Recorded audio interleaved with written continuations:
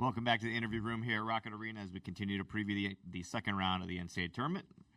We are pleased to be joined by Richard Pitino, head coach of the New Mexico Lobos. They will take on Michigan State in our second game on Sunday. Coach Pitino will be available until 3:50. New Mexico's locker room is also open until that time. We will open it up for questions and then go from there. Please raise your hand for a mic. We'll start on the right side. Jeff Grammer, Albuquerque Journal. I'm curious with Nelly and the physicality that you guys know is about to happen in the post that wasn't necessarily there yesterday, but will be there, I imagine, tomorrow. Do you change anything? Does he need to kind of be warned, or is it just a San Diego State, Boise State kind of thing where he knows? Yeah, I mean, we certainly reference St. John's, San Diego State, and Boise as the three somewhat comparable, but obviously not. But, yeah, I mean, we watched a lot of film this morning. They were able to watch in person to see the physicality last night. But, you know, this is a testament to Coach Izzo. Like, it's the same thing every year, and that's a compliment because if you do not block out, they're going to rebound. If you do not get back, they're going to run. So there's a high level of physicality, and it's always been that way with Coach Izzo's teams. So, you know, could be a little bit of adjustment to see it. You know, they're bigger certainly than Marquette, so we're going to have to be ready. Thanks, Coach. Second row left. Richard, Matt Wenz with M Live. I was wondering, given similar ages, you have a really international mix to your roster, something that wasn't around, you know, pre-Dream Team. I was wondering how that you've seen that chemistry, those different backgrounds impact your roster and just kind of the changing nature of the game nowadays with more European international players. Yeah, I mean, I think you're always trying to be as creative as you possibly can to put together a roster. You know, and we've obviously got, it feels like the United Nations in there from time to time, but it makes it fun. And, you know, they all love the game. They all come from different walks of life. But that's the cool part about basketball. You know, it just brings everybody together. So European basketball overseas, it's all gotten significantly better. You know, now with the transfer portal and things like that, you don't necessarily have to go overseas to be able to get an overseas player. But we really like them all. They've got a great understanding of the game and high basketball IQs. Thanks, Coach. Middle back. Lee Faria, KOB TV, Albuquerque. Coach, at halftime, did you make an adjustment to really emphasis to get Nelly the basketball in the second half? He had 13 second-half points, and it seemed like not only did he score, but he also helped his teammates get free. Yeah, I mean, we made a concerted effort first play of the second half to go inside and just to kind of see. You know, they had been really bothering our ball screens, and we needed to have other ways to offensively attack them. And we felt like going down to Nelly would be a bit of an advantage. So we definitely thought we needed to look at that, and it was pretty productive early. Thanks, Coach. First row left side. Chris Solari, Detroit Free Press. I know that a lot has been made about just the family ties between your family and Tom Izzo, and obviously you've coached against him, but I'm wondering from a stylistic standpoint, how much does the previous experience you've had coaching against his system translate into this game, in particular with short prep? Yeah, I think people got to realize I coached against Coach Izzo for 8 years. I don't win a lot, but I have gone against him many times. So I have obviously a high level of respect. Who does not? You know, he's one of the absolute legends and icons in this game, and he's a great person. And, you know, he's always been so very gracious to everybody, not just myself. But I understand what we're about to walk into because I've seen it. I've seen it in, you know, Breslin Center. I've seen it in the Big Ten tournament. I saw it in the NCAA tournament one year we played them. So I know the task at hand. You know, our players may not know it, but they'll feel it certainly to start the game. But if you're going to beat them, it's going to have to be a terrific effort. We'll flip. I'm sorry. Are you good? Left side. Oh. Okay. Joe Reedy, Associated Press. Richard, how much has just over the past 10, 11 years has Coach Izzo kind of been a mentor or sounding board for you when you guys were both in the conference and then now on opposite sides of the country?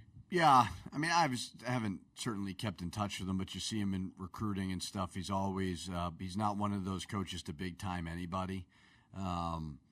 He's always been win, lose. He's just a coach's coach. I mean, the 8 years that I was at Minnesota, I was love me, hate me, love me, hate me. It was rocky. We didn't have a great amount of consistency, and he always fought for guys like me who were on and off the hot seat all the time, and he didn't need to do that.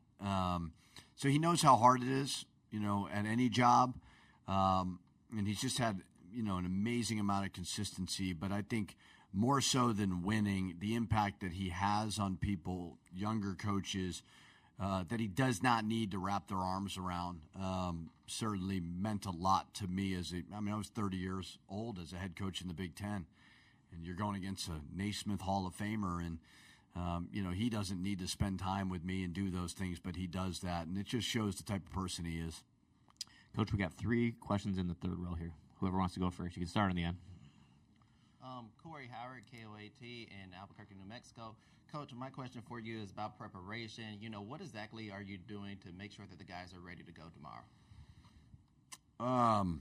Well, you got to rest, right? We watched a half of the game, and then we let them sleep somewhat in this morning, and then watched all the edits, put together the game plan. Did that, we practiced, but not really practiced. We got some shots up and then kind of walked through what we need to do. We'll go back, let them nap a little bit, and watch some more film tonight. And, so this time of year, it's about rest more so than practicing, because that was a war for us. That was a battle last night. So we need to find a way to get our guys fresh tomorrow. One seat over to your left. Will Weber, Santa Fe, New Mexican. Coach, I wanted to ask you about True Washington. I just got done talking to him about a couple of moments that he claims made him a better player, but they weren't necessarily good memories for him. One was the missed shot against Air Force at the end of the game in the pit last year. The other one was he failed to box out against San Jose State in the loss earlier this season. But he says both of those things made him a tougher player. Have you seen growth from him from those 2 moments? Yeah, I wish he'd move on from those 2 moments. But yes, I think freshman year, I had a really nice freshman year. This year, honorable mention all conference. And you're just seeing the growth right in front of our eyes. And I think that's where the retention piece comes into play. You saw it with Donovan. Good freshman year, even better, keep going. The same plan is for True, and I thought True, he made some huge plays in last night's game, and he was ready to go. So he's confident as ever. He's elite defensively at getting deflections, getting steals. Shooting is continuing to improve, and he's making some really nice drives to the basket. So, experience is huge. You don't want them to harp on too many bad memories, but if that motivates him, certainly that's a good thing as well. Justin Williams from The Athletic. Coach, you're someone who's had your name come up in terms of being talked about for other job openings in the past and even this year. Curious how you thought Will Wade handled his situation this week. Oh, you'd have to ask Will Wade that. I think that coaches are being put in different spots now than before because of the transfer portal. Teams are ADs and search firms are very eager to have this thing in place on Monday. So would love to see the transfer portal window be pushed back. Coaches are not all bad guys like everybody implies we are, but you're put in a tough spot. So I don't know necessarily with the Will stuff, but sometimes it's out of coach's control. But I think the main message is the portal opening on Monday is the dumbest thing ever. It just, there's no logic behind it whatsoever. Why not do it in April? Because school doesn't end until mid-May, so give them a month then. So can't really speak on the Will thing, but it is putting a lot of people in very uncomfortable spots. We'll go front row here and then the second row. Travis Nelson, Willoughby News Herald. Richard, you talked about the similarities of playing Tom Izzo before Michigan State and playing them in the tournament when you were at Minnesota, but in the 6 years that have passed since then, now here you are again, 10-2 matchup. What do you think you've changed? What in your life does the maturation of you just the difference in those 6 years that you have your team in this position today? Yeah, a lot. I mean, you're always eager to grow and evolve and get better as a person, as a coach. I would say now more so than younger in my career, I understand it's not about an out of bounds play. It's not about an ATO. It's about the program that you build and the culture that you build and the accountability, whether it's with your staff, your players. It's my job to get everybody on the same page.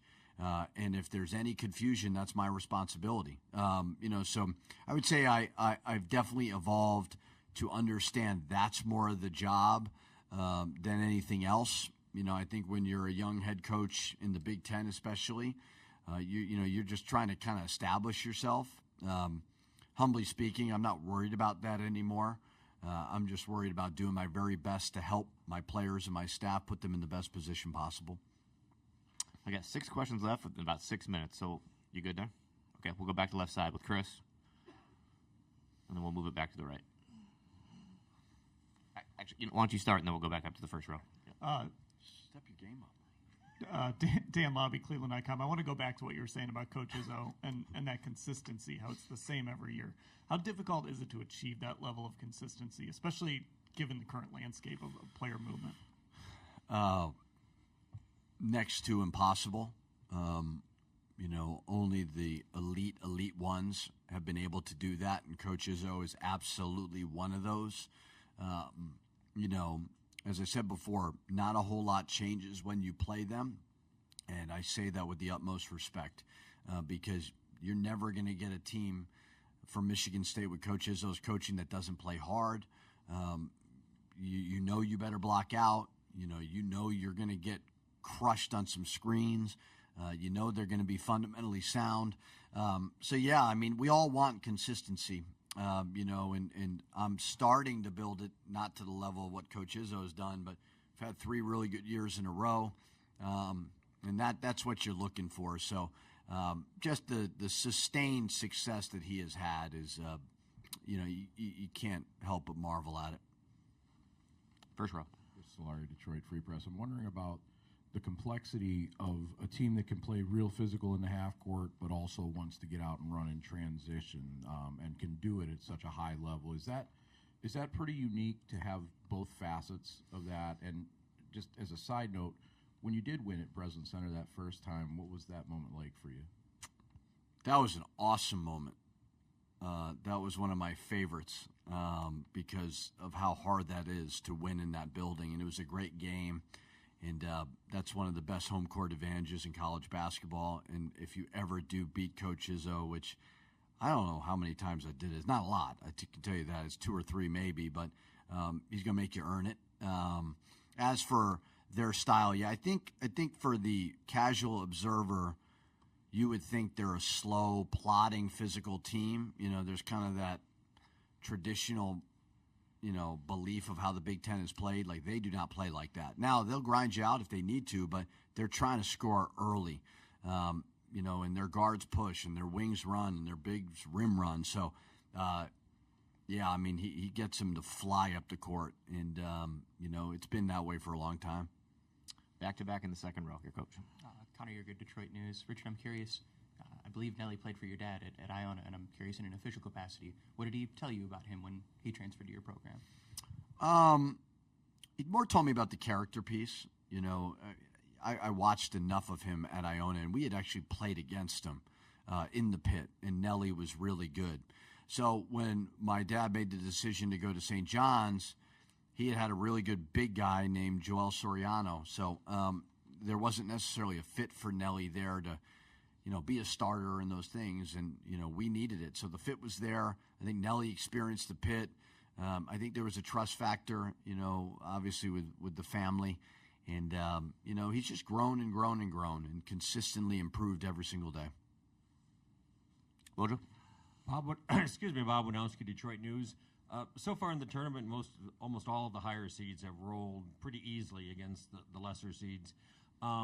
The upset potential in the NCAA tournament, do you see it changing? Is this just a small snapshot in time, or has things changed with the portal and everything else? Things have substantially changed. but everybody's dealing with it. So to say that not a lot of upsets is because of the transfer portal, like I don't know about that. I think upsets are always going to happen. But yeah, I mean, you're just seeing, we had the Mountain West Freshman of the Year, the last 2 or 3 years gets taken out of that league to go on, so parity is at an all-time high right now. And it's just one of those situations where you got to deal with it. But I still think there's going to be plenty of upsets moving forward. Far right, Coach. I asked CJ and Philip about getting asked so many questions about your dad. Now here I'm about to ask you a family question. Not so much about your dad, but I'm curious how many brothers and sisters were here yesterday, how that's going, how you're able to sort of follow. I don't know if you know this, but there's a game going on right now that you might be interested in. Yeah. And I'm curious how that's going with the family, and did you visit them at all, or you push it off to the side? Well, all my brothers but one. My brother Chris is in Providence, and his kids were there, so he didn't bring them down here. But there was a crew that, they're high rollers. They got a plane, so it's not like they're flying Southwest middle seat. They got a private plane from Providence with some cocktails. They seem like they enjoyed themselves flying down here, and they're enjoying it. They're loving it. Had my cousin was there, some friends from Louisville, St. John's, and then they flew back last night, and now they're at that game. And I think if they win today, they're trying to plan on coming back tomorrow. So I didn't really see much of them. They're not staying here. They're having fun with it, and that's the way it should be. Back left, we'll wrap it up, Coach. Richard, just after looking at the film from last night, Donnie had a good second half, but how much of a concern was the turnovers? And just analyzing them, what did you see? I wouldn't say concern is the right word because he always rebounds pretty well from that. You got to give Marquette credit. They're physical, and Stevie Mitchell's just as good as it gets at on-the-ball defense, and they had a great plan for Donovan. But I thought as the game went on, he got better and better. So he was able to adjust and adapt a little bit. So concern's probably not the right word because he's been so very, very consistent in the 3 years I've had him. But he'll learn from them. Not all of them were his fault as well. It's always kind of connected. Thanks, Coach. Best of luck tomorrow. Thank you.